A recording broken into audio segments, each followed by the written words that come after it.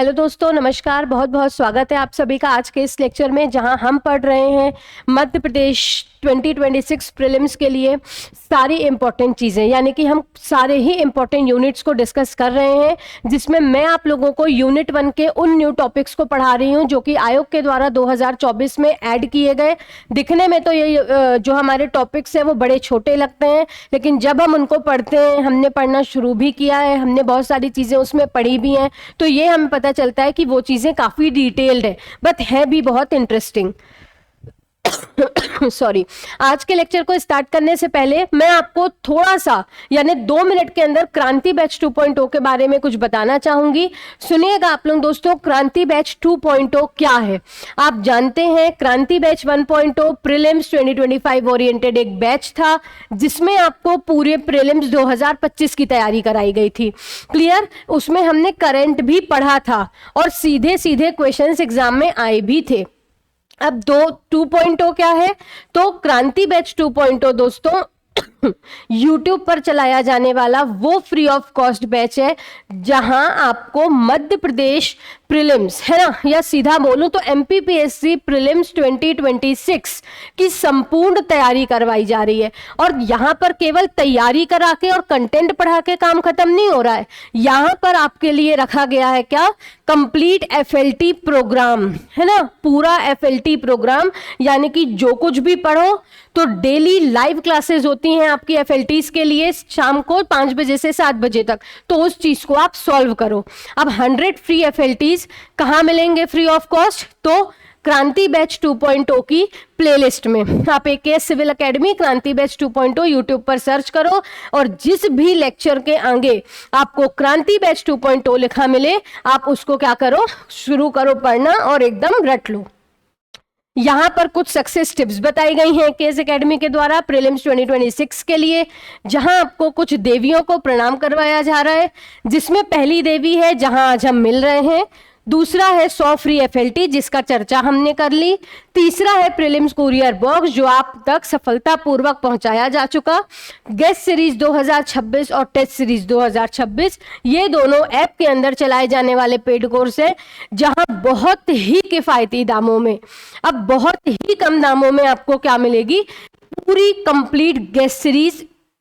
और guest series में भी क्या इसमें बोला जा रहा है, हम उन 100 टॉपिक्स को पढ़ा रहे हैं जहां से प्रतिवर्ष आपके प्रीलिम्स में क्वेश्चंस पूछे जाते हैं।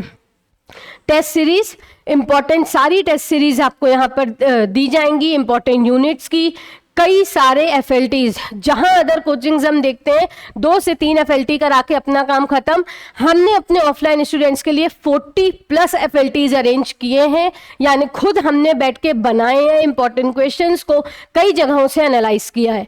ठीक है, तो इतना आपको समझना है। ये चीजें आपके लिए क्या होंगी दोस्तों, फैसला आपका है कि आपको कितने मुखों को प्रणाम करना है। आपने क्रांति बैच 2.0 वाले मुख को प्रणाम किया, तो आपका ज्यादा समय ना लेते हुए मैं शुरू करना चाहूंगी यहाँ का कंटेंट। तो देखो यहाँ पे हमारा क्या क्या हो चुका था, एंशिएंट इंडियन नॉलेज, प्राचीन भारतीय ज्ञान परंपरा हमने पढ़ लिया, भारतवर्ष हमने पढ़ लिया, वेद हो गया, उपनिषद, आरण्यक, ब्राह्मण ग्रंथ, और हम पढ़ रहे हैं क्या दोस्तों, षड दर्शन, यानी लगभग 40% काम हमारा यहाँ पर हो चुका। ठीक है, अब हम आगे देखते हैं।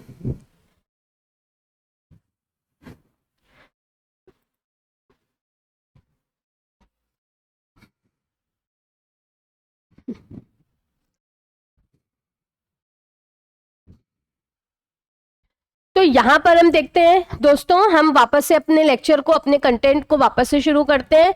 यहाँ पर हमने प्रीवियस लेक्चर में आपके षड दर्शन स्टार्ट कर दिया था, जिसके अंतर्गत हमने योग, सांख्य, वैशेषिक और न्याय, ये 4 दर्शन पढ़ भी लिए थे। और आज हमें आगे के 2 दर्शन पढ़ने थे, यानी कि पूर्व मीमांसा दर्शन और वेदांत दर्शन। और ये दोनों दर्शन को पढ़ने के बाद मैं आप लोगों को 20 से 25 मिनट में, है ना, पूरे इंपॉर्टेंट दर्शन का इंपॉर्टेंट चीजें आपको रिवाइज कराऊंगी, जिससे आपको ऐसा लगेगा कि आपने घोल के पी लिया है वो षड दर्शन वाला टॉपिक। 2 से 3 क्वेश्चंस केवल षड दर्शन से आए हैं और आते हैं और आएंगे, क्योंकि ये अपने आप में बड़ा टॉपिक है ना, इसीलिए इसकी सारी महत्वपूर्ण बातें तो हमको याद होनी चाहिए। ये आपको भी पता है। तो आइए हम पूर्व मीमांसा फिलॉसफी, जिसे मीमांसा फिलॉसफी कहते हैं, वो पढ़ लेते हैं, और एक पढ़ लेते हैं हम वेदांत फिलॉसफी। क्लियर? देखते हैं। तो मीमांसा फिलॉसफी, इसके प्रवर्तक कौन हुए? तो इसके प्रवर्तक हुए दोस्तों ऋषि जैमिनी। मीमांसा फिलॉसफी के प्रवर्तक हुए ऋषि जैमिनी। यहाँ पे मिलता है बेसिक टेस्ट, उन्होंने मीमांसा सूत्र या जैमिनी क्या लिखा था? सूत्र। इस पर इंपॉर्टेंट भाष्य लिखा सबर भाष्य बाई सबर स्वामिन, यानी इस पर सबर स्वामिन नामक विद्वान ने सबर भाष्य लिखा है। आगे देखेंगे। Later it is split into 2 schools. Kumarila Bhatta है ना, अपहेल्ड वैदिक अथॉरिटी और रिफ्यूटेड बुद्धिज्म, और साथ ही साथ एक और कौन सी है हमारी, तो प्रभाकर मिश्र ने वेद हैव 2 पार्ट, कर्म कांड एंड जनन कांड। तो क्या आपको इतनी चीजें याद रखनी है? नहीं, आपको मीमांसा फिलॉसफी में याद रखना है केवल एक चीज, है ना। तो केवल एक चीज याद रखना कि इसके जो प्रवर्तक है वो कौन है? ऋषि जैमिनी या महर्षि जैमिनी, और जिनकी जानकारी या इस फिलॉसफी की जानकारी हमें जैमिनी के जैमिनी सूत्र से मिलती है ना। और इनके जो हमारे सबर मिश्र हैं, उनके द्वारा, सबर स्वामिन है, उनके द्वारा लिखा गया सबर भाष्य, ये आपके लिए इंपॉर्टेंट है, ये ध्यान रखना।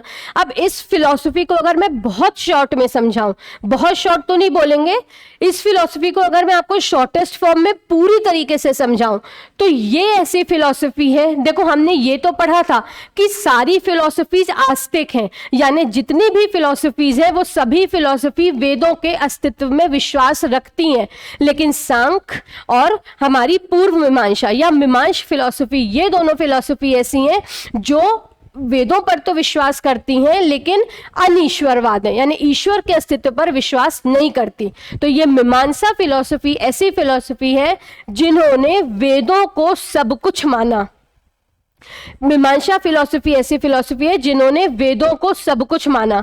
इन्होंने कहा जब तक हमारी आत्मा वैदिक कार्य करेगी, अच्छे कार्य करेगी, तब तक हम रहेंगे सुखी। लेकिन जिस दिन हमारी आत्मा ने कोई अवैदिक कार्य किया, कोई निषिद्ध काम किया, कोई ऐसा कार्य किया जिसे वेदों में गलत बताया है, उस दिन से उत्पन्न होंगे दुख। उस दिन से उत्पन्न होंगे क्या? दुख। और मनुष्य का मन हो जाएगा क्या? दुखी। इस फिलॉसफीज में इस फिलॉसफी में 5 प्रकार के कर्मों का जिक्र भी किया गया है, वो भी हम पढ़ेंगे। 3 प्रकार के प्रलय हैं, महाप्रलय, खंड प्रलय और प्रलय। 2 प्रकार की सृष्टि है, महासृष्टि, खंड सृष्टि। दुख से बाहर आने के लिए क्या करो? वैदिक कार्य करो, कोई भी अवैधिक कार्य मत करो। और 6 प्रमाण बताए गए हैं, जिसमें प्रत्यक्ष, अनुमान, शब्द और हमारे उपमान प्रमाण हैं। 2 और प्रमाण इसमें हैं, एक अनुपलब्धि प्रमाण और एक अथापत्ति प्रमाण। देखते हैं इस फिलॉसफी को। इंटरप्रेट यहां पर सीधा मेन फीचर ऑफ मीमांसा, मीनिंग। अब मीमांसा का मतलब क्या होता है? चिंतन करना, मनन करना। क्या करना? चिंतन, मनन, चिंतन या मनन करना। तो मीमांसा फिलॉसफी का या मीमांसा का मतलब क्या है? चिंतन करना, मनन करना, किसी चीज के बारे में सोचना, चिंतन करना। Main objective interpretation of Vedic rituals and sacrifices and establishing their philosophical significance, यानी कि इन्होंने वेदों को और वैदिक कर्मकांडों को सब कुछ माना है। क्लियर? तो वैदिक कर्मकांड और वेद, इनकी चर्चा कौन करता है? मीमांसा फिलॉसफी। और इसका जुड़वा दर्शन माना जाता है किसको? वेदांत को। और वेदांत बात करता है वेद अंत, यानी वेदों का अंत। और हमने वेदों का अंत पढ़ा था उपनिषदों को, इसलिए ये बात करता है, ये व्याख्या करता है उपनिषदों की। कौन? हमारी वेदांत फिलॉसफी। और मीमांसा फिलॉसफी वैदिक रिचुअल और सैक्रिफाइसेस की बात करती है। Metaphysics, it does not discuss soul, God, bondage, liberation directly, it emphasises karma, यानी ये कर्म के प्रिंसिपल को मानती है। जब तक हमारा जो मन है, या सीधा बोलूं तो मन, वचन और कर्म से जब तक हम वैदिक कार्य करेंगे तब तक हमारी आत्मा क्या रहेगी? सुखी। और जिस दिन हमने कोई अवैधिक कार्य किया तो हमको क्या उत्पन्न होगा? दुख। आगे देखेंगे इंपॉर्टेंट हमारे लिए क्या है? प्रमाण। तो 6 प्रमाण है। प्रत्यक्ष प्रमाण, अनुमान प्रमाण, शब्द प्रमाण, उपमान प्रमाण, अर्थापत्ति प्रमाण, अनुपलब्धि प्रमाण। ये 6 प्रमाण है।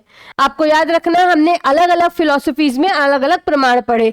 जैसे हमने सांख्य के 3 प्रमाण, 3 हमने योग में प्रमाण पढ़े, उसके बाद न्याय में हमने 2 ही प्रमाण पढ़े, वैशेषिक में हमने 4 प्रमाण पढ़े, है ना। सॉरी, हमने वैशेषिक में 2 पढ़े और न्याय में 4 प्रमाण। मीमांसा में हम कितने प्रमाण पढ़ रहे हैं? 6।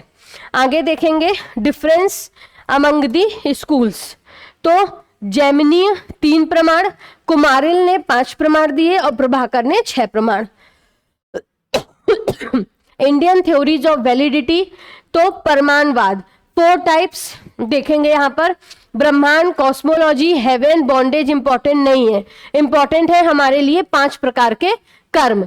तो 5 प्रकार के कर्म पढ़ने से पहले कुछ चीजें देख लेते हैं। मीन्स ऑफ लिबरेशन, कर्म और नॉलेज, डेफिनेशन ऑफ मोक्ष, state free from suffering and pleasure. यानी ऐसी अवस्था, ऐसी एज या अवस्था बोलेंगे जब हम सारी चीजों से मुक्त हो जा होकर क्या करते हैं? केवल वैदिक कार्य करते हैं, अवैदिक कार्य नहीं। यहाँ पर दुख का एक ही कारण बताया गया है, वो है मनुष्य के द्वारा किए गए अवैदिक कार्य। ठीक, तो कितने प्रकार के कर्म हैं? 5 प्रकार के। इसी फिलॉसफीज में आपको 3 प्रलय और 2 सृष्टि की भी जानकारी मिलती है। आपसे पूछा जाएगा कि मीमांसा फिलॉसफी में कितने प्रकार के प्रलय? तो 3 प्रलय, महाप्रलय, खंड प्रलय, और सृष्टि में महासृष्टि, खंड सृष्टि। ठीक, उसके बाद 5 टाइप्स ऑफ कर्म, 5 प्रकार के, नित्य, नैमित्तिक, काम, निषिद्ध और प्रायश्चित। कैसे समझना है? नित्य कर्म, नित्य कर्म हम सुनते हैं, कई बार हम देखते हैं जब हम सुबह लेट सो के उठते हैं तो हमारे जो दादा दादी रहते हैं वो हमें बोलते हैं सो के उठ के अपने नित्य कर्म कर लो। यानी वो रेगुलर ड्यूटीज या डेली ड्यूटीज जो मनुष्य को करनी चाहिए। ठीक है, तो क्या है? Daily duties. संध्या करो, वर्शिप करो, मेडिटेशन, योग करो, साफ सफाई से रहो, नहाना, ये सारे हमारी क्या है? नित्य कर्म। नैमित्तिक कर्म वो कर्म जो हम किसी विशेष ओकेशन पर करते हैं। ठीक है, किसी विशेष ओकेशन पर जब हम करते हैं, बर्थ पर हम अलग कर्म करेंगे, मैरिज है तो कुछ अलग ड्यूटीज होंगी, तो वो तो डेली ड्यूटीज को क्या बोलेंगे? नित्य कर्म। नैमित्तिक कर्म जो विशेष अवसरों पर होते हैं और जो विशेष उद्देश्यों की प्राप्ति के लिए होते हैं, वो है काम्य कर्म। निषिद्ध कर्म जो हमको नहीं करना चाहिए। अब नहीं करना चाहिए कौन से कर्म? जो वेदों में क्या बताए गए हैं? गलत बताए गए हैं। लेकिन फिर भी अगर हमने कर दिया कोई ऐसा कर्म, तो फिर हम क्या करेंगे? प्रायश्चित। हमारे ऊपर हमारे किसी गलत कर्म का पाप चढ़ गया तो हम परेशान रहेंगे, दुखी रहेंगे, और उससे बाहर आने के लिए क्या करेंगे? हम प्रायश्चित करेंगे। तो यहां आपकी खत्म हो जाती है मीमांसा फिलॉसफी। मीमांसा फिलॉसफी ऐसी फिलॉसफी है जो ईश्वर के अस्तित्व पर तो विश्वास नहीं करती, सब कुछ वेदों को, वैदिक कर्मकांडों को मानती है, मनुष्य के कर्मों की जिक्र करती है कि मनुष्य के कर्म जब तक वेदों के अनुसार हैं तब तक वो सुखी रहेगा, और जिस दिन मनुष्य की मन ने, आत्मा ने, कर्म ने कोई अवैदिक कार्य किया उस दिन से उत्पन्न होगा दुख। 5 प्रकार के कर्म, 3 प्रकार के प्रलय, 2 प्रकार की सृष्टि, याद रखना। आगे हम डिस्कस कर लेते हैं वेदांत फिलॉसफी। ये हमारा अंतिम दर्शन है, ये हमारी लास्ट फिलॉसफी है। क्लियर? इसके बाद हम पूरी 6 की 6 फिलॉसफीज को रिवाइज करेंगे और आज के लेक्चर को क्या करेंगे? समाप्त, क्योंकि कल से हमें शुरू करना है हमारा नया अध्याय। ठीक है, षड दर्शन के 3 लेक्चर्स ऑलरेडी हो चुके हैं, और आई होप कि मैंने एक दिन में 2 लेक्चर आपको इसी उद्देश्य से पढ़ाया है कि आप उस चीज को घर पर जाकर रिवाइज कर सको, याद कर सको और समझ सको। फिर भी मैं बोलती हूँ, फिर भी अगर पिछले 2 लेक्चर्स में किसी को कुछ समझ में नहीं आया या कोई फिलॉसफी समझ में नहीं आई, मान लो मैंने यहाँ सत्कारवाद बताया, मैंने सत्कारवाद बताया, मैंने विकासवाद, कुछ भी बताया, अगर आपको समझ में नहीं आया तो आप आज के लेक्चर को उतना ही कंसंट्रेशन से देखो जितना कंसंट्रेशन से आप अपने एग्जाम देने जाते हो, क्योंकि आज 6 की 6 फिलॉसफीज मैं शानदार बेहतरीन तरीके से आपको रिवाइज करवाने वाली हूँ। ठीक है, एक बार वेदांत फिलॉसफी और देख लेते हैं। वेदांत फिलॉसफी वेदों का अंत, ठीक, वेदों का अंत यानी ये फिलॉसफी उपनिषदों की व्याख्या करती है। फर्क केवल कितना, वेदांत फिलॉसफी ऐसी फिलॉसफी है जो वेदों पर भी विश्वास करती है और ब्रह्म यानी ईश्वर पर भी विश्वास करती है। लेकिन मीमांसा फिलॉसफी में हमने पढ़ा था कि इसने वेदों को सब कुछ माना, उसी तरीके से वेदांत फिलॉसफी ने ब्रह्म को सब कुछ माना, भगवान को, गॉड को क्या माना, सुप्रीम माना। उन्हें क्या माना, सुप्रीम, यानी इस संसार में जो कुछ भी है वो केवल कौन है, गॉड है। गॉड ही क्या है, सुप्रीम है, बाकी जो है वो सब मोह माया मिथ्या है। क्या है, बाकी सब मोह माया मिथ्या। तो ये कहती है, ये फिलॉसफी कहती है, वेदांत फिलॉसफी की, इस संसार में जो कुछ भी है वो केवल ब्रह्म है। और जिस दिन मनुष्य ने आत्मज्ञान की प्राप्ति कर ली उस दिन उसे किसकी प्राप्ति हो जाएगी, सुप्रीम नॉलेज यानी कि ब्रह्म की। वेदांत फिलॉसफी खत्म। क्या आपको समझ में आया? वेदांत फिलॉसफी ऐसी फिलॉसफी है जो क्या करती है, तो ये ऐसी फिलॉसफी है जो वेदों पे भी विश्वास करती है और ईश्वर पर भी विश्वास करती है, लेकिन इन्होंने ब्रह्म को ही सत्य माना। इन्होंने कहा सुप्रीम गॉड है, बाकी सब कुछ मोह माया है। हम ईश्वर को प्राप्त कैसे कर सकते हैं, तो अपने आत्मज्ञान की प्राप्ति करके। जिस दिन हमने सेल्फ नॉलेज को अटेन कर लिया उस दिन हमें ब्रह्म सोल जगत के बारे में सही जानकारी और ब्रह्म जो सुप्रीम है उनकी सही जानकारी हमें प्राप्त हो जाएगी। और उपनिषद भी इसी की बात करता है कि ब्रह्म सोल जगत में क्या रिलेशन है ना। तो जो व्यक्ति अज्ञानी है वो इनको अलग अलग कहेगा, है ना, और जो ज्ञानी है यानी जिसने सेल्फ नॉलेज को अटेन किया वो इन तीनों को एक मानेगा, एक दूसरे से जुड़ा मानेगा। ठीक, तो ये आपको ध्यान रखना है। कुछ चीजें और देख लेते हैं।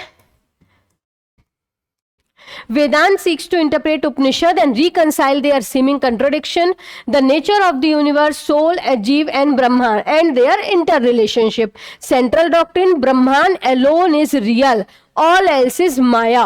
ठीक, इल्यूजन। इसके जो प्रवर्तक हैं वो है आचार्य बादरायण, आचार्य बादरायण, और उन्होंने इंपॉर्टेंट ग्रंथ लिखा था ब्रह्म सूत्र। उन्होंने इंपॉर्टेंट लिखा था ग्रंथ ब्रह्म सूत्र। ये देखिए लिखा हुआ, प्रोपाउंडर ऋषि बादरायण, मेजर कमेंटेटर गौड़पाद। ठीक है, मेजर इसके जो कमेंटेटर हैं, जो इंपॉर्टेंट भाष्य जिन्होंने लिखा वो है आचार्य गौड़पाद। बेसिक टेक्स्ट कौन सा है, ब्रह्म सूत्र, कंपोज्ड बाय बादरायण। ये आपको ध्यान रखना है। ठीक है, ब्रह्म सूत्र किसने लिखा था, बादरायण ने। फिर डेवलपमेंट एंड स्कूल्स, तो यहां पर अद्वैतवाद, विशिष्ट अद्वैतवाद, द्वैतावाद, द्वैताद्वैतवाद और शुद्ध अद्वैता, ये आपको बताया गया है। मॉडर्न कुछ इन्फ्लुएंसेस बताए गए हैं आपको जो ये हैं। ठीक है, तो अब वेदांत फिलॉसफीज में, सॉरी, वेदांत फिलॉसफी में हम क्या पढ़ रहे हैं, तो वेदांत फिलॉसफी में आपको बताया जा रहा है कि इस फिलॉसफी के जो प्रवर्तक हुए वो हुए ऋषि बादरायण। जहां मीमांसा फिलॉसफी वेदों को सब कुछ मानती है, वहीं ये उपनिषद के नॉलेज यानी ब्रह्म को, यानी ब्रह्म सोल और जगत की वास्तविक रिलेशनशिप की बात करती है। और ये फिलॉसफी कहती है कि इस संसार में जो कुछ भी है, यह जो कुछ भी सच है, सुप्रीम है, वो केवल ब्रह्म है, वो केवल गॉड है। इसके अलावा सब कुछ क्या है, माया है, मिथ्या है, क्लियर, इल्यूशन है, हमारा ब्रह्म है, हम अज्ञान हैं जो हम इन चीजों को अलग अलग बता रहे हैं। जिस दिन हमने आत्मज्ञान की प्राप्ति कर ली उस दिन हमें ब्रह्म की भी वास्तविक जानकारी या वास्तविक जो उसका नेचर है वो पता चल जाएगा। अब इसके जो प्रवर्तक थे बादरायण, उन्होंने इस पर लिखा क्या, ब्रह्म सूत्र। इसके बाद इस पर एक इंपॉर्टेंट भाष्य लिखा गया आचार्य गौड़पाद के द्वारा। फिर उसके बाद समय समय पर, है ना, अलग अलग सेंचुरीज में समय समय पर इस पर कई सारे आचार्यों ने या कई सारे, मैं बोलूं तो प्राचीन विद्वानों ने भाष्य लिखे। जैसे कि इंपॉर्टेंट देखिए आप, जैसे कि इंपॉर्टेंट भाष्य में सबसे पहले 5 हम पढ़ते हैं, है ना। 5 दर्शन शास्त्रियों के बारे में हम देखते हैं। एक तो जिन्हें खुद भगवान शंकर का अवतार माना गया है, शंकराचार्य। शंकराचार्य आगे है रामानुजाचार्य, रामानुजाचार्य। इसके बाद है मध्वाचार्य। आगे है हमारे निम्बरकाचार्य, और फिर कौन है हमारे वल्लभाचार्य, वल्लभाचार्य।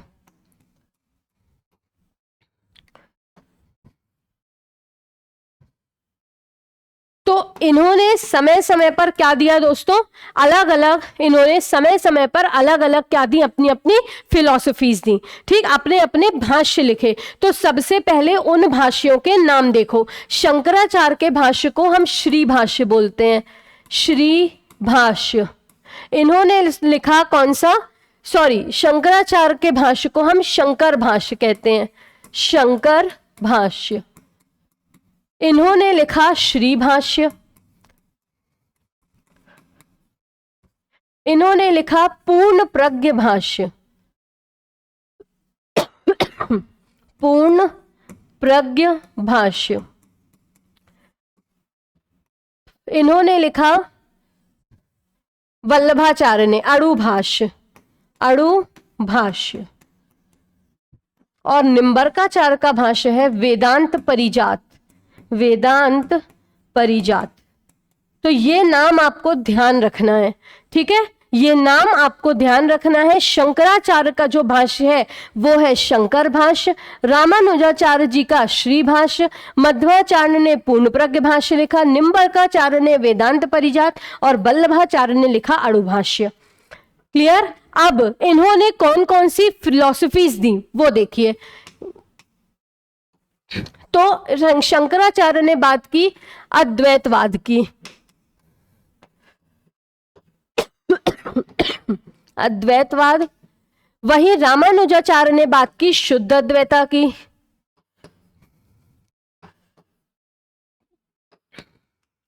उसके बाद मध्वाचार्य ने बात की द्वैतवाद की, द्वैतवाद। और इन्होंने बात की द्वैताद्वैतवाद, द्वैतवाद। वहीं वल्लभाचार्य जी बात करते हैं किसकी दोस्तों, शुद्ध अद्वैता की, शुद्ध अद्वैता। ये इनका है विशिष्ट अद्वैता, है ना, विशिष्ट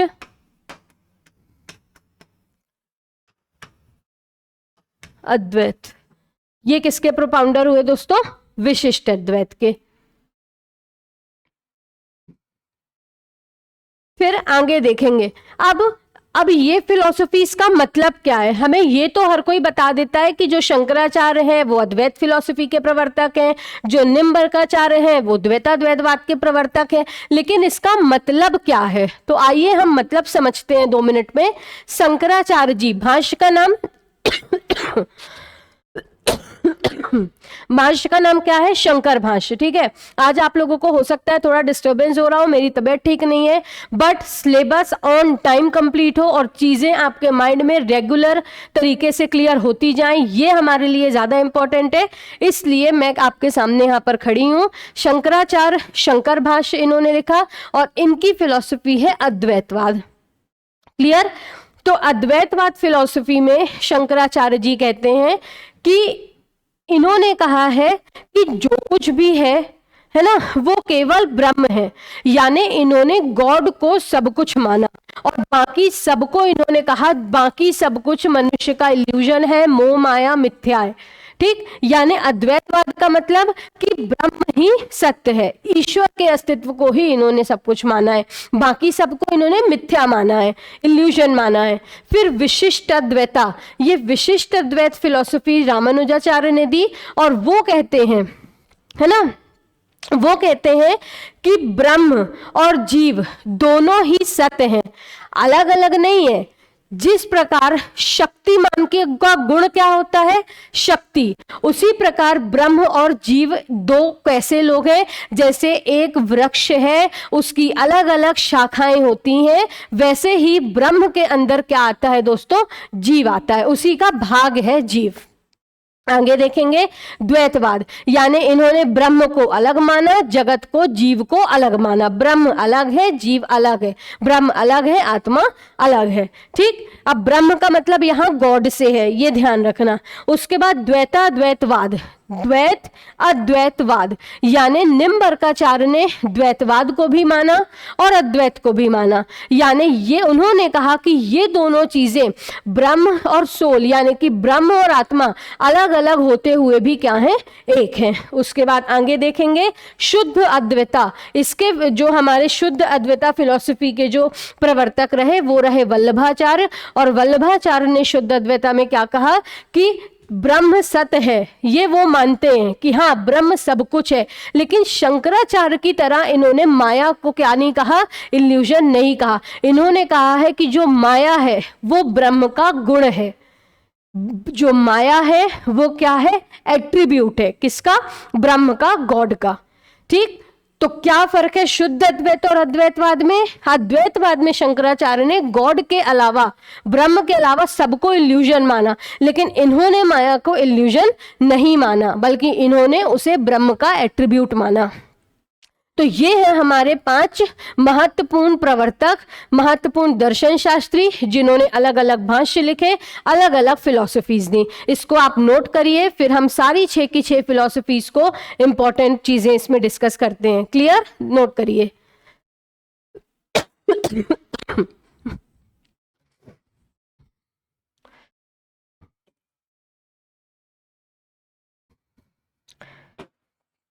चलिए, आई होप आप सबने इसे नोट कर लिया होगा। तो अब हम शुरू करते हैं 6 फिलॉसफीज की सभी इंपॉर्टेंट चीजों को डिस्कस करना। Clear, let's start.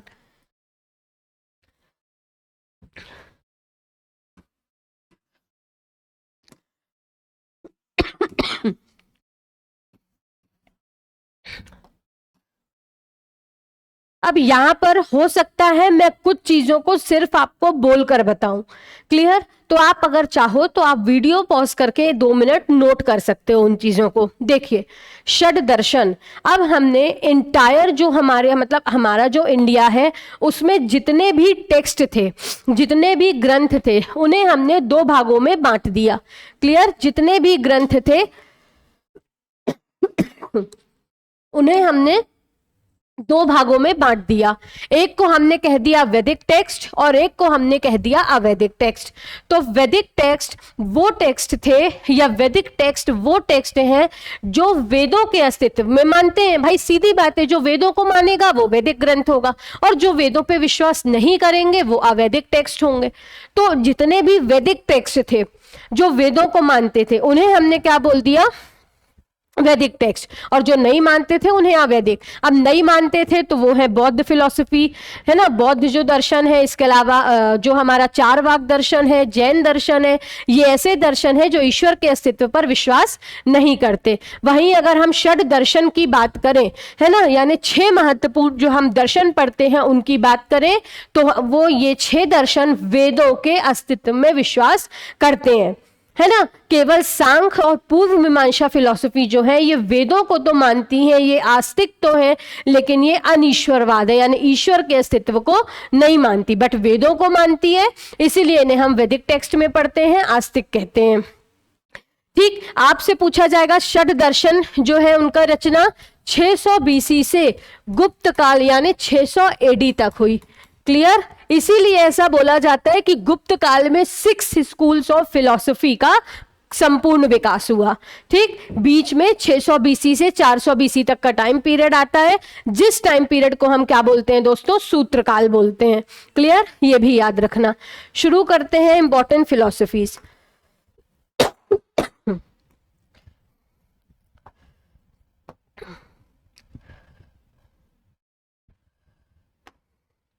Important philosophies में सबसे पहले हम पढ़ेंगे क्या, सांख्य दर्शन, है ना, सांख्य दर्शन। और सांख्य दर्शन का जुड़वा हमने किसे कहा था, तो सांख्य दर्शन के जुड़वा दर्शन के रूप में हमने कहा था दोस्तों योग दर्शन को।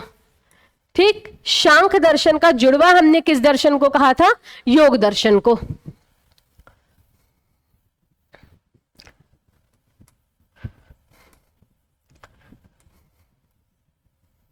सांख्य का जुड़वा योग दर्शन। ठीक, तो पहले हम सांख्य फिलॉसफी को डिस्कस करते हैं। अब ये जो सांख्य दर्शन है ना, ये जो हमारा सांख्य दर्शन है, इसमें हमने क्या देखा कि ये सबसे प्राचीनतम दर्शन था। सांख्य दर्शन सबसे प्राचीन दर्शन है, सबसे पहला दर्शन है, ये हमने देखा है ना। उसके बाद हमें पता चलता है सांख्य दर्शन के जो प्रवर्तक थे वो थे महर्षि कपिल मुनि। महर्षि कपिल मुनि, इन्होंने भी ग्रंथ लिखे सांख्य फिलॉसफीज में, लेकिन वो हमें मिलते नहीं है ना। उसका अस्तित्व हम बोले या उसकी जो भी एविडेंसेस है वो हमें मिलते नहीं है।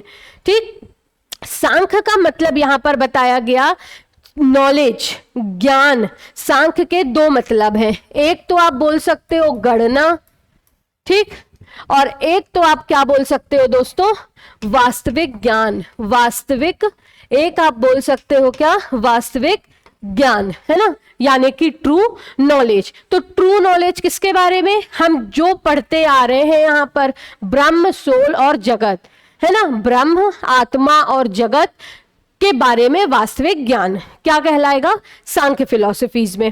अब इस फिलॉसफी में इंपॉर्टेंट भाष्य जिन्होंने लिखा वो कौन थे, ईश्वर कृष्णा। वो थे दोस्तों ईश्वर कृष्ण। और ईश्वर कृष्ण ने क्या लिखी थी, सांख्य कारिका।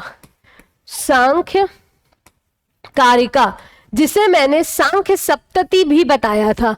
सांख्य कारिका या सांख्य सप्तति, क्लियर, दोनों ही नाम इसके आपको ध्यान रखने हैं। अब इस दर्शन के हमने पढ़े थे कुछ इंपॉर्टेंट एट्रीब्यूट्स, यानी कुछ इंपॉर्टेंट विशेषताएं, कुछ महत्वपूर्ण गुण।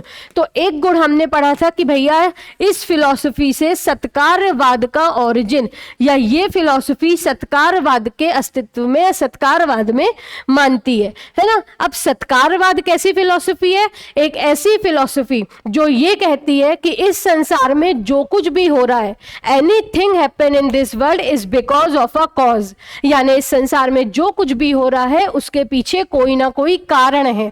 सत मतलब की कारण, और कार्यवाद यानी जो कुछ भी हो रहा है उसके पीछे क्या है दोस्तों, एक कारण है, एक वजह है। दूसरा देखें तो ये विकासवाद को भी मानती है, विकासवाद पे भी विश्वास करती है ना। उसके बाद फिर हम आगे देखें तो यहां पर इस फिलॉसफी में 25 मूल तत्वों की बात की गई है, 25 बेसिक एलिमेंट्स की बात की गई है। अब 25 बेसिक एलिमेंट्स कौन कौन से हैं, 25 मूल तत्व कौन कौन से हैं, तो देखो 5 तत्व शुरुआत के याद रखना।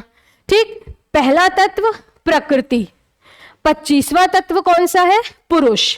पहला जो हमारा तत्व है वो क्या है, प्रकृति, और 25वां कौन सा है, पुरुष। बीच में मन, बुद्धि और अहंकार, और अहंकार से उत्पन्न होते हैं। देखो सांख्य फिलॉसफी में अहंकार से उत्पन्न होती हैं 5 तन मात्राएं, यानी 5 सबटाइल एलिमेंट्स, 5 ज्ञानेंद्रियां यानी 5 सेंस ऑर्गन, 5 कर्मेंद्रियां यानी 5 मोटर ऑर्गन्स, और 5 महाभूत यानी कि 5 बेसिक एलिमेंट्स जिनसे हमारे सृष्टि की रचना हुई। ठीक, तो ये ध्यान रखना, 25 मूल तत्वों की ये बात करता है। अब 25 मूल तत्व कौन कौन से हैं वो याद रखना। अब ये फिलॉसफी, अब तब आपसे पूछा जाएगा कि सांख्य फिलॉसफी में इनका ओरिजिन कहां से है, तो अहंकार नामक तत्व से, अहंकार नामक तत्व से इनका ओरिजिन माना जाता है। यानी 5 तन्मात्राओं का, 5 ज्ञानेंद्रियों का, 5 कर्मेंद्रियों का, 5 महाभूतों का। क्लियर, इतना आपको ध्यान रखना। उसके बाद हम यदि आगे देखें तो फिर आपसे बात की जाती है कि जब प्रकृति और पुरुष का मिलन होता है, क्या होता है, जब प्रकृति और पुरुष, जब प्रकृति और पुरुष का मिलन होता है तो उत्पन्न होता है क्या, बंधन। यानी कि प्रकृति और पुरुष के मिलन से उत्पन्न होता है बंधन का। और जब मनुष्य आपके जीवन में बंधन आ जाता है तो वो सुख दुख के जाल में फंस जाता है, यानी उसे वो चीजें अच्छी लगने लगती हैं, या वो हर चीज में अपना सुख दुख ढूंढने लगता है कि ये मुझे अच्छा लगता है, ये मुझे सुख देगा, वो मुझे नहीं अच्छा लगता, ये काम मुझे दुख देगा, यानी वो मोह माया सुख दुख के जाल में फंस जाता है। और वहां से बाहर आने के लिए ये फिलॉसफीज, ये जो हमारी फिलॉसफी है वो 3 प्रमाणों की बात करती है। जिसमें शामिल है प्रत्यक्ष प्रमाण, अनुमान प्रमाण और शब्द प्रमाण। क्लियर? 3 प्रकार के दुख बताए गए हैं इस फिलॉसफी में, है ना, अधि भौतिक, अति दैवीय और आध्यात्मिक दुख। तो 3 प्रकार के दुख बताए गए हैं। सत्कारवाद की फिलॉसफी के लिए 5 युक्तियां बताई गई हैं। 2 प्रकार की आत्माएं बताई गई हैं, जीवात्मा और परमात्मा, जीवात्मा और परमात्मा। क्लियर? तो ये इंपॉर्टेंट चीजें हैं सांख्य फिलॉसफी में जो आपको याद रखनी है। अब हम आते हैं किसमें? योग फिलॉसफी में। तो योग फिलॉसफी में योग फिलॉसफी में आपको क्या याद रखना है? इसे जुड़वा दर्शन कहा जाता है सांख्य फिलॉसफी का। ठीक, अब इंपॉर्टेंट देखो इसके अच्छा देखो, एक चीज मैंने शायद उस समय नहीं बताई थी, वो आप अभी देख लो कि योग फिलॉसफी को या योग फिलॉसफी की जानकारी हमें बृहदारण्यक उपनिषद से भी मिलती है। इस फिलॉसफी की जानकारी हमें कठोपनिषद से भी मिलती है और इस फिलॉसफी की चर्चा छंदोग्य उपनिषद में भी की गई है। अब आई होप ये तीनों उपनिषद अब तक आपको याद हो गए होंगे। बृहदारण्यक उपनिषद सबसे बड़ा उपनिषद, जहां हमें याज्ञवल्क्य और मैत्रेय संवाद भी देखने को मिलता है ना, जहां ऐसा कहा गया है कि जो घोड़े के अलग अलग पार्ट्स हैं उन्हें यूनिवर्स के अलग अलग कॉस्मिक एलिमेंट से मिलकर बनाया या वो बना हुआ है ना। उसके बाद ये सबसे बड़ा उपनिषद है। यहां से हमें अहम ब्रह्मास्मि, सर्वे भवन्तु सुखिनः, सर्वे सन्तु निरामया और अस्तो मां सद्गमय आदि ऐसे इंपॉर्टेंट फ्रेजेस मिलते हैं। वहीं कठोपनिषद में याम नचिकेता संवाद और छंदोग्य उपनिषद सबसे प्राचीन उपनिषद है। यहां से हमें क्या क्या किसकी किसकी जानकारी मिलती? 3 आश्रम, ब्रह्मचर्य, गृहस्थ और वानप्रस्थ की। ठीक, उसके बाद हमें यहाँ पे ये भी जानकारी मिलती है कि देवकी पुत्र कृष्ण को ऋषि अंगीरा का शिष्य बताया गया। इसके अलावा श्वेत केतु संवाद, नारद वृतांत और सत्यकाम जाबली की कथा, ये हमें कहां पर देखने को मिलती है दोस्तों? छंदोग्य उपनिषद में, है ना। तो इन तीनों उपनिषद में हमें योग फिलॉसफीज की इंपॉर्टेंस मिलती है। ठीक है, ये तीनों उपनिषद में। अब एकमात्र ऐसा दर्शन है जिस पर इस फिलॉसफी का यानी योग फिलॉसफी का असर नहीं पड़ता, तो वो है चार्वाक दर्शन। इसमें योग फिलॉसफी का जो कोई भी क्या नहीं पड़ता, असर नहीं पड़ता। ठीक, इस फिलॉसफी के महत्वपूर्ण प्रवर्तक कौन हुए दोस्तों? पतंजलि। आप सभी को पता है उनका फेमस वर्क है पतंजलि की योग सूत्र। योग सूत्र, इस पर इंपॉर्टेंट भाष्य भी लिखा गया। किसके द्वारा? व्यासदेव के द्वारा। नाम क्या था? व्यास भाष्य। नाम क्या था दोस्तों? व्यास भाष्य। किसने लिखा? व्यासदेव ने लिखा। आगे अगर देखें तो ये फिलॉसफी 25 मूल तत्वों को मानती है और ये फिलॉसफी 26 मूल तत्वों को मानती है। कौन कौन से 26 मूल तत्व हैं? जो 25 मूल तत्व इसमें है वो सेम, और एक 26वां है ईश्वर। मैंने आपको बोला है कि सांख्य फिलॉसफी ईश्वर के अस्तित्व पर विश्वास नहीं करती, लेकिन योग फिलॉसफी वेदों को भी मानती है और ईश्वर के अस्तित्व पर भी विश्वास करती है। क्लियर? तो 26वां एलिमेंट कौन सा है? ईश्वर।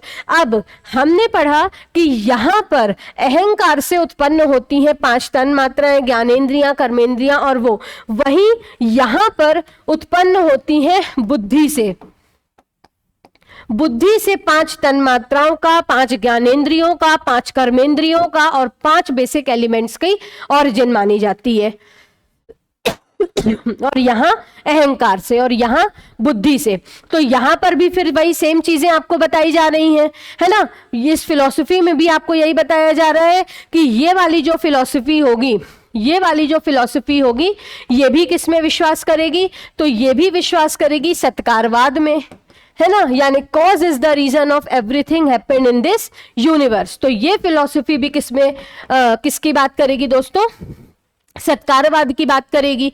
वहीं अगर हम आगे देखें तो इस फिलॉसफी में भी कहा क्या गया है कि पुरुष और प्रकृति के मिलन से बंधन उत्पन्न होगा, और बंधन से हम बाहर आ सकते हैं अष्टांग योग के माध्यम से और 3 प्रमाणों के माध्यम से। अब 3 प्रमाण है, प्रत्यक्ष, अनुमान और आगम। प्रत्यक्ष प्रमाण प्रत्यक्ष प्रमाण, अनुमान प्रमाण और आगम प्रमाण, ठीक है, ये ध्यान रखना। उसके बाद यहां पर 2 चीजों की बात की गई है, 5 चित्त भूमियां, 5 चित्त भूमियां है ना, इसको मैं और क्लियरली लिख देती हूं, 5 चित्त भूमियां और 5 चित्त वृत्तियां।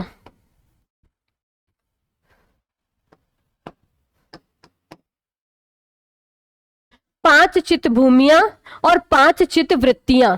तो 5 चित्त भूमियां यानी 5 स्टेजेस ऑफ माइंड, यानी यहां पर मन के 5 स्टेज बताए गए हैं, ठीक है।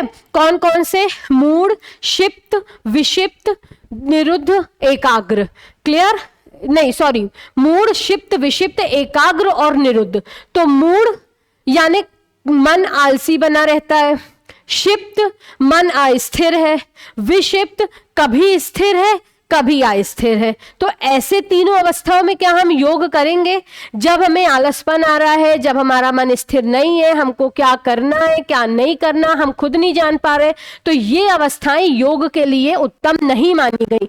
वहीं आखिरी की जो 2 अवस्थाएं हैं यानी एकाग्र और निरुद्ध, ये आखिरी की दोनों अवस्थाएं योग के लिए उत्तम मानी गई हैं। यानी एकाग्र जब हमने अपने मन को एक स्थान पर केंद्रित कर लिया, और निरुद्ध जब हम मोह माया के बंधन से उत्पन्न खत्म होकर कहां पहुंच गए? वास्तविक नॉलेज अटेन करने के, सेल्वेशन अटेन करने के स्टेज में।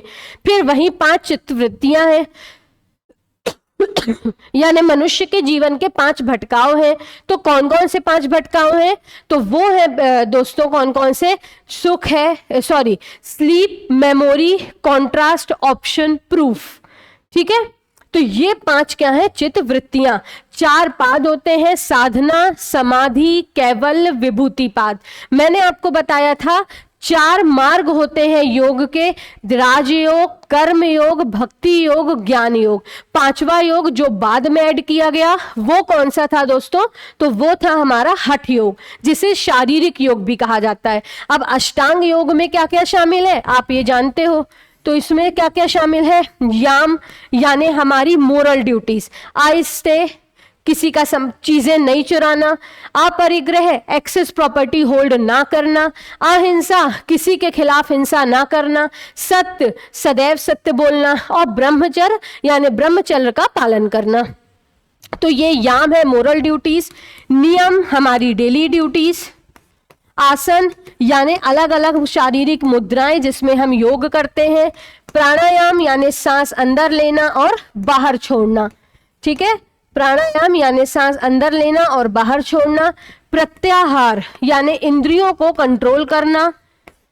फिर उसके बाद धारणा यानी अपने चित्त को एकाग्र करना। ध्यान एक स्थान पर मन को केंद्रित करना। और समाधि यानी कि वास्तविक ज्ञान को अटेन करना। समाधि यानी कि वास्तविक ज्ञान को अचीव करना, वास्तविक ज्ञान को अटेन करना। तो ये हमारी 2 फिलॉसफीज हुई। आगे की 2 फिलॉसफीज देखते हैं। कौन सी? न्याय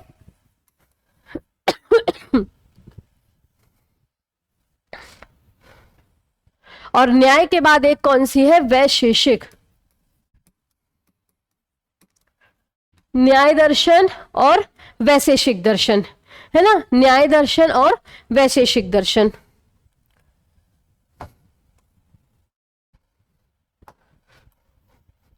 इसको भी मैं थोड़ा सा ऊपर लिखने की कोशिश करती हूं।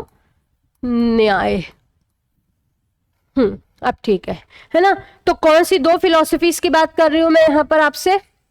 न्याय दर्शन और वैशेषिक दर्शन। तो न्याय और वैशेषिक दर्शन हमें क्या याद रखना है? देखो, जो न्याय दर्शन है इसके प्रवर्तक कौन हुए? महर्षि महर्षि गौतम। कौन हुए दोस्तों? महर्षि गौतम। और इन्हें हम अक्षपाद भी बोलते हैं, अक्षपाद भी बोलते हैं, और इसीलिए इसे अक्षपाद दर्शन भी बोला जाता है। भारतीय तर्कशास्त्र का प्राचीनतम ग्रंथ है ये, प्राचीनतम ग्रंथ। भारतीय तर्कशास्त्र का प्राचीनतम ग्रंथ किसे माना जाता है? न्याय फिलॉसफी को, है ना। हमने पढ़ा था न्याय शास्त्र का अध्ययन करने वाले को अन्वीक्षिकी कहते हैं कौटिल्य के अर्थशास्त्र में। तो भारतीय तर्कशास्त्र का प्राचीनतम ग्रंथ न्याय दर्शन। अब न्याय दर्शन को भी 3 अलग अलग भागों में बांटा गया, जिसमें है प्राचीन न्याय दर्शन, मध्य न्याय दर्शन, नव्य न्याय दर्शन। प्राचीन न्याय दर्शन के प्रवर्तक गौतम है, गौतम ऋषि, जिन्होंने गौतम सूत्र लिखे, है ना। उसके बाद मध्य के हैं आचार्य भसर्वग, और नव के हैं आचार्य गंगेश उपाध्याय। और आचार्य गंगेश उपाध्याय की बहुत इंपॉर्टेंट ग्रंथ है कौन सी? तत्व चिंतामणि, तत्व चिंतामणि। उसके बाद जो हमारे भसर्वग हैं उन्होंने भी एक इंपॉर्टेंट ग्रंथ लिखा, न्याय भाषण या न्यायसार। और एक है हमारे वात्सायन और उडायन, इन दोनों ने भी इस पर कमेंट्रीज लिखी, जिसमें उडायन ने लिखी आत्मा तत्व विवेक और वात्सायन ने लिखी न्याय भाष्य। क्लियर? ये आपको नोट कर लेना है। उसके बाद मेजर अगर बात करें तो ये जो फिलॉसफी है ये 16 मूल तत्वों में की बात करती है। क्या 16 मूल तत्व याद रखने हैं? जी नहीं, बस इतना याद रखना है कि ये जो फिलॉसफी है वो 16 मूल तत्वों की बात करती है। क्लियर? किसकी बात करती है ये फिलॉसफी? 16 मूल तत्वों की। तो 16 मूल तत्वों की ये फिलॉसफी बात करती है। ये जो फिलॉसफी है ये आत्मवादी और सृष्टिवादी है। कैसी? आत्मवादी और सृष्टिवादी। ये फिलॉसफी आत्मवादी है और सृष्टिवादी है। तो आत्मवादी और सृष्टिवादी ये क्या है? तो ये दर्शन आत्मवादी है, यानी ये दर्शन आत्मा पे विश्वास करता। तो आत्मा तो ठीक है, बट ये जो दर्शन है वो कहती है कि आत्मा जो है वो तब तक अचेतन है जब तक इसका मिलन किससे नहीं हुआ? बॉडी और माइंड से। यानी यहां पर आत्मा को बताया गया है अचेतन। यहां पर आत्मा को क्या बताया गया है दोस्तों? अचेतन। यानी आत्मा में तब तक चेतना नहीं होती, आत्मा तब तक चेतनाहीन होती है जब तक उसका मिलन किससे नहीं हुआ? मनुष्य के बॉडी और माइंड से, शरीर और मस्तिष्क से। यहां पर आत्मा के 6 गुण बताए गए हैं। आत्मा के 6 गुण बताए गए हैं, जिसमें है इच्छा, है ना। आत्मा के 6 गुण बताए गए हैं, जिसमें शामिल है इच्छा, द्वेष,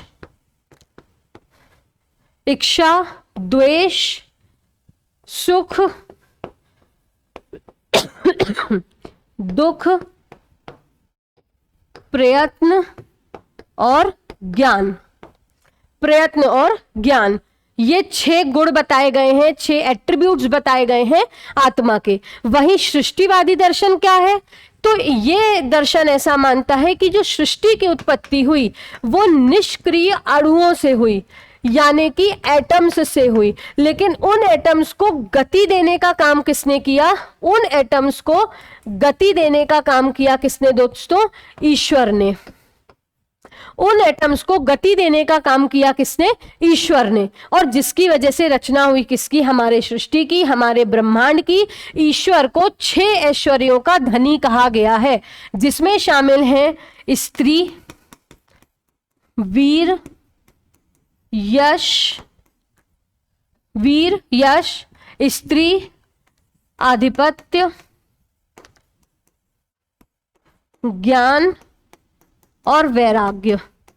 ईश्वर को इन 6 ऐश्वर्यों का धनी कहा गया है। क्लियर? तो ये दर्शन कैसा है? ये दर्शन तार्किक दर्शन है, तर्कशास्त्र का सबसे प्राचीनतम दर्शन है। अलग अलग इसमें चीजों को बांटा गया, प्राचीन, मध्य और नव्य न्याय दर्शन। ये आत्मवादी है, सृष्टिवादी है, 16 मूल तत्वों पर विश्वास करता है। इसके अलावा आत्मा के 6 गुण हैं, ईश्वर को 6 ऐश्वर्यों का धनी, सृष्टि की उत्पत्ति एटम्स की वजह से, एटम्स निष्क्रिय थे, उनको गति देने का काम किया ईश्वर ने, जिसकी वजह से सृष्टि की उत्पत्ति हुई। अब दुख के कारण की वजह जैसे जब मनुष्य को दुख उत्पन्न होता है तो उससे बाहर आने के लिए ये 4 प्रमाणों की बात करता है। 4 प्रमाण, प्रत्यक्ष प्रमाण, अनुमान प्रमाण, शब्द प्रमाण और उपमान प्रमाण। क्लियर? 4 प्रमाणों की बात कौन करता है? न्याय दर्शन। और अगर देखें तो 4 प्रमाणों के बाद हमने सत्कारवाद की फिलॉसफी पढ़ी सांख्य और योग में, लेकिन न्याय फिलॉसफी बात करती है असत्कारवाद की। असत्कारवाद यानी जो भी चीज होती है उसके पीछे कोई प्री एग्जिस्टिंग कॉज नहीं होता, बल्कि हर बार एक नई उत्पत्ति होती है। क्लियर? तो ये था आपका न्याय दर्शन। आइए जल्दी से वैशेषिक दर्शन को भी देख लेते हैं। तो वैशेषिक दर्शन जो है ना, वैशेषिक दर्शन ये परमाणुवाद को मानता है ना, एटॉमिक थ्योरी। इसके जो प्रवर्तक है वो महर्षि उलूक या कणाद, इसीलिए इसे उलूक फिलॉसफी भी कहा जाता है, या कणाद फिलॉसफी। इनका नाम कश्यप भी था, कणभुक भी था, तो उस नाम से भी जाना जाता है। इन्होंने क्या लिखी थी? इन्होंने उलूक दर्शन लिखे थे या वैशेषिक दर्शन लिखे थे। तो ये आपको ध्यान रखना है। अब इस फिलॉसफी में इंपॉर्टेंट एक कमेंट्री लिखी गई, एक भाष्य लिखा गया, किसके द्वारा? आचार्य प्रशस्त पाद के द्वारा। और उन्होंने लिखा था पदार्थ धर्म संग्रह। पदार्थ धर्म संग्रह, पदार्थ धर्म संग्रह, ये इंपॉर्टेंट कमेंट्री लिखी गई थी वैशेषिक दर्शन पर। किसके द्वारा? प्रशस्त पाद के द्वारा। क्लियर? अब ये जो फिलॉसफी है, ये फिलॉसफी भी आत्मवादी है, यानी ये जो फिलॉसफी है वो भी आत्मा को क्या बोलती है? अचेतन। कब तक? जब तक उसका मिलन मानवीय शरीर से नहीं हुआ। ये भी सृष्टिवाद की बात करती है, क्योंकि ये भी यह मानती है कि सृष्टि की जो उत्पत्ति है वो किससे हुई? अणुओं से। लेकिन वो अणु जो थे वो निष्क्रिय थे, उन्हें गति देने का काम किसने किया दोस्तों? ईश्वर ने किया। अब यहां पर होते हैं 7 बेसिक एलिमेंट्स। 7 बेसिक एलिमेंट्स, यहां पर होते हैं 7 बेसिक एलिमेंट्स। तो 7 बेसिक एलिमेंट्स में हमको सिर्फ एक पढ़ना है, द्रव्य। और द्रव्य 9 प्रकार के होते हैं, जिसमें स्टार्टिंग के हैं पंच महाभूत, और आगे हैं दिक्, काल, मन और आत्मा। दिक्, काल, मन और आत्मा। तो पंच महाभूत कौन कौन से हैं आपको पता है? दिक्, काल, मन और आत्मा। तो ये 4 प्लस आकाश। पंच महाभूतों में एक आकाश भी है ना, क्षिति, जल, पावक, गगन, समीर। तो क्षिति, आकाश, गगन यानी कि आकाश। तो आकाश, दिक्, काल, आत्मा, मन, ये जो आखिरी के 5 हैं, ये है दोस्तों कैसे? ये है हमेशा चलने वाले। क्लियर? यानी कि नित्य, यानी कि नित्य, यूनिवर्सल, नित्य। वहीं जो ये इस आकाश के अलावा जो 4 बचे वो क्या है? अनित्य हैं। वो क्या है? अनित्य हैं। तो ये आपको ध्यान रखना है। ये दोनों ही दर्शनों ने मोक्ष को आनंद विहीन माना है। क्या माना है? आनंद विहीन माना है। इन्होंने भी 5 प्रकार के कर्मों की जिक्र किया है, 24 प्रकार के परमाणुओं का जिक्र किया है। यहाँ पर दुख से बाहर आने के लिए 2 प्रकार के प्रमाण बताए गए हैं, प्रत्यक्ष प्रमाण और अनुमान प्रमाण। प्रत्यक्ष प्रमाण और अनुमान प्रमाण। क्लियर? 2 महत्वपूर्ण प्रमाण यहाँ पर बताए गए हैं, प्रत्यक्ष प्रमाण और अनुमान प्रमाण। याद रखना। उसके बाद अब हम आगे देख लेते हैं फटाफट 2 और फिलॉसफी, पूर्व मीमांसा, जिसे हम केवल मीमांसा बोलते हैं, और एक है उत्तर मीमांसा,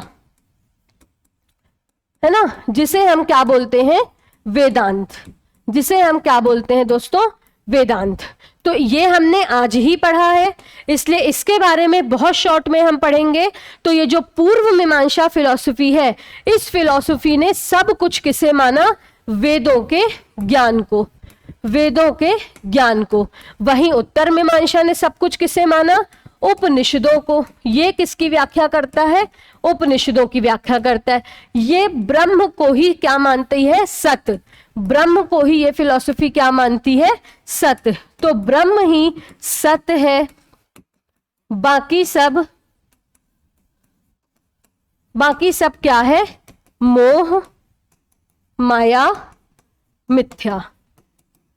बाकी सब क्या है? मोह, माया, मिथ्या। जिस दिन मनुष्य ने आत्मज्ञान की प्राप्ति कर ली, उस दिन क्या हो जाएगा? मनुष्य को ब्रह्म की जानकारी हो जाएगी। वहीं पूर्व मीमांसा फिलॉसफी वेदों के ज्ञान की बात करती है। जब तक हमारी आत्मा क्या करेगी? वैदिक कर्मकांड करेगी, तब तक हम खुश रहेंगे। लेकिन जिस दिन हमने कोई अवैधिक कार्य किया, उस दिन हम सुख दुख के बंधन में फंस जाएंगे। और वो बंधन में हम फंस जाएंगे तो 6 प्रमाण बताए गए हैं यहाँ पे दुख से बाहर आने के लिए। क्लियर? यहां पे आपको 5 प्रकार के कर्म भी बताए गए हैं, जिसमें शामिल कौन कौन से हैं? नित्य कर्म जो रोज करते हैं, नैमित्तिक कर्म जो स्पेशल ओकेजन्स पे करते हैं, काम कर्म जो विशेष उद्देश्यों की प्राप्ति के लिए करते हैं, उसके बाद एक निषिद्ध कर्म जो हमको नहीं करना चाहिए, और प्रायश्चित यानी हमने अगर नहीं करते हुए भी कोई गलत काम कर दिया तो उससे बाहर आने के लिए हमें क्या करना होगा? प्रायश्चित। तो वो प्रायश्चित, तो 5 प्रकार के कर्म यहां पर बताए गए हैं।